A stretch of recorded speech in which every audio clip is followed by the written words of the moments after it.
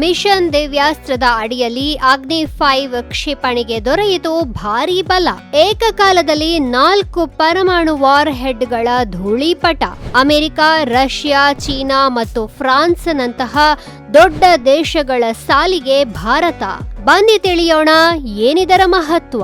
ಭಾರತದ ಅತ್ಯಂತ ಮಾರಕ ICBM ಅಂದರೆ ಇಂಟರ್ ಕಾಂಟಿನೆಂಟಲ್ ಬ್ಯಾಲಿಸ್ಟಿಕ್ ಕ್ಷಿಪಣಿ ಅಗ್ನಿ 5 ಕ್ಷಿಪಣಿಯ ಬಗ್ಗೆ ಮಹತ್ವದ ಸುದ್ದಿಗಳು ಹೊರಬರುತ್ತಿವೆ. ಮಿಷನ್ ದಿವ್ಯಾಸ್ತ್ರದ ಅಡಿಯಲ್ಲಿ ಅಗ್ನಿ 5 ಕ್ಷಿಪಣಿಯು ಈಗ 4 ಪರಮಾಣು ವಾರ್ ಹೆಡ್ಗಳನ್ನು ಏಕಕಾಲದಲ್ಲಿ ಹೊಡೆದುರುಳಿಸುವ ಸಾಮರ್ಥ್ಯವನ್ನ ಹೊಂದಿದೆ ಎಂದು DRDO ಅಧಿಕೃತವಾಗಿ ದೃಢಪಡಿಸಿದೆ. ಇಲ್ಲಿಯವರೆಗೆ ಈ ತಂತ್ರಜ್ಞಾನ ಅಮೆರಿಕ, ರಷ್ಯಾ, ಚೀನಾ ಮತ್ತು ಫ್ರಾನ್ಸ್ನಂತಹ ದೊಡ್ಡ ದೇಶಗಳ ಬಳಿ ಮಾತ್ರ ಇತ್ತು. ಈಗ ಭಾರತ ಕೂಡ ಈ ಗಣ್ಯ ರಾಷ್ಟ್ರಗಳ ಸಾಲಿಗೆ ಸೇರಿದೆ. ಹಾಗಾದ್ರೆ ಈ MIRV ತಂತ್ರಜ್ಞಾನ ಎಂದರೆ ಏನು?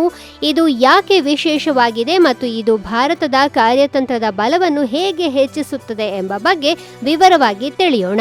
ವಾಸ್ತವವಾಗಿ ಅಗ್ನಿ 5ನ ಈ ಐತಿಹಾಸಿಕ ಪರೀಕ್ಷೆಯನ್ನು 2024ರ ಮಾರ್ಚ್ 11ರಂದು ಒಡಿಶಾದ ಡಾಕ್ಟರ್ APJ ಅಬ್ದುಲ್ ಕಲಾಂ ದ್ವೀಪದಿಂದ ನಡೆಸಲಾಯಿತು. ಇದು ಭಾರತೀಯ ಪುರಾಣದ ದಿವ್ಯಾಸ್ತ್ರದಿಂದ ಪ್ರೇರಿತವಾಗಿ ಮಿಷನ್ ದಿವ್ಯಾಸ್ತ್ರ ಎಂಬ ಸಂಕೇತನಾಮವನ್ನ ಹೊಂದಿತ್ತು. ಅಗ್ನಿ 5 MIRV ಅಂದ್ರೆ ಮಲ್ಟಿಪಲ್ ಇಂಡಿಪೆಂಡೆಂಟ್ಲಿ ಟಾರ್ಗೆಟೇಬಲ್ ರೀಎಂಟ್ರಿ ವೆಹಿಕಲ್ ತಂತ್ರಜ್ಞಾನವನ್ನು ಹೊಂದಿದೆ ಎಂದು ಖಚಿತಪಡಿಸಿಕೊಳ್ಳಲು ಈ ಪರೀಕ್ಷೆಯನ್ನು ನಡೆಸಲಾಯಿತು. ಈ ಪರೀಕ್ಷೆಯ ಸಮಯದಲ್ಲಿ ಕ್ಷಿಪಣಿಯಿಂದ 4 ವಿಭಿನ್ನ ವಾರ್ ಹೆಡ್ಗಳನ್ನು ಹಾರಿಸಲಾಯಿತು ಮತ್ತು ಅವು ತಮ್ಮ ಗುರಿಗಳನ್ನ ನಿಖರವಾಗಿ ಹೊಡೆದವು. ಈಗ MIRV ಎಂದ್ರೇನು ಅಂತ ತಿಳಿಯೋಣ. ವಾಸ್ತವವಾಗಿ ಇದು ಅತ್ಯಾಧುನಿಕ ತಂತ್ರಜ್ಞಾನವಾಗಿದ್ದು ಒಂದೇ ಕ್ಷಿಪಣಿಯಿಂದ ಏಕಕಾಲದಲ್ಲಿ ಬಹು ಗುರಿಗಳನ್ನು ಹೊಡೆಯಬಹುದು. ಸಾಂಪ್ರದಾಯಿಕ ಬ್ಯಾಲಿಸ್ಟಿಕ್ ಕ್ಷಿಪಣಿಗಳು ಒಂದೇ ಒಂದು ವಾರ್ ಹೆಡ್ ಅನ್ನು ಬೀಳಿಸುತ್ತವೆ. ಆದರೆ MIRV ತಂತ್ರಜ್ಞಾನವು ಒಂದೇ ಕ್ಷಿಪಣಿಯಿಂದ 4 ಪ್ರತ್ಯೇಕ ವಾರ್ ಹೆಡ್ಗಳನ್ನು ಏಕಕಾಲದಲ್ಲಿ ಬೀಳಿಸಲು ಅನುವು ಮಾಡಿಕೊಡುತ್ತದೆ. ಇದು ಶತ್ರುಗಳ ಕ್ಷಿಪಣಿ ರಕ್ಷಣಾ ವ್ಯವಸ್ಥೆಯನ್ನು ಮೂರ್ಖವನ್ನಾಗಿಸಿ ದಾಳಿಯನ್ನು ಹೆಚ್ಚು ಪರಿಣಾಮಕಾರಿಯಾಗಿಸುತ್ತದೆ. ಭಾರತಕ್ಕೆ ಇದು ಯಾಕೆ ಅಗತ್ಯ ಅನ್ನುವ ಬಗೆಗೂ ನೋಡೋಣ.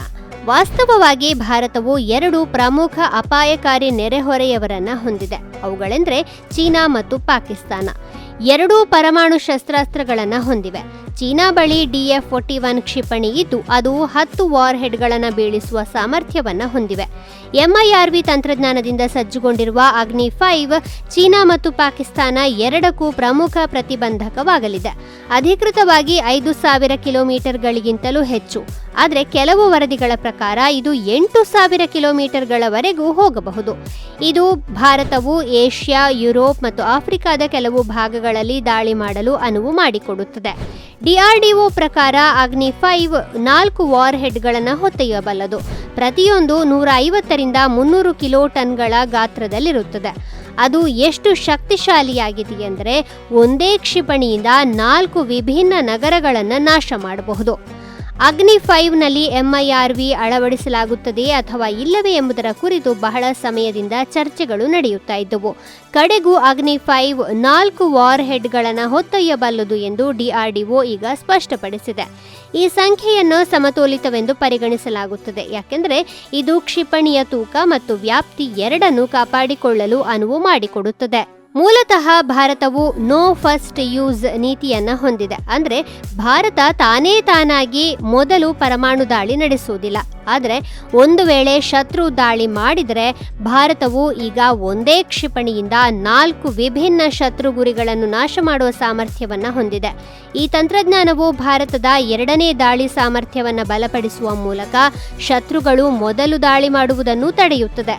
ಅಲ್ಲದೆ ಅಗ್ನಿ 5ನಲ್ಲಿ MIRV ತಂತ್ರಜ್ಞಾನದ ಸೇರ್ಪಡೆಯು ಭಾರತದ ಕಾರ್ಯತಂತ್ರದ ಶಕ್ತಿಗೆ ದೊಡ್ಡ ಬದಲಾವಣೆಯಾಗಿದೆ. ಇದು ನಮ್ಮ ಭದ್ರತೆಯನ್ನು ಬಲಪಡಿಸುವುದಲ್ಲದೆ ಶತ್ರುಗಳನ್ನು ಯೋಚಿಸುವಂತೆ ಮಾಡುತ್ತದೆ.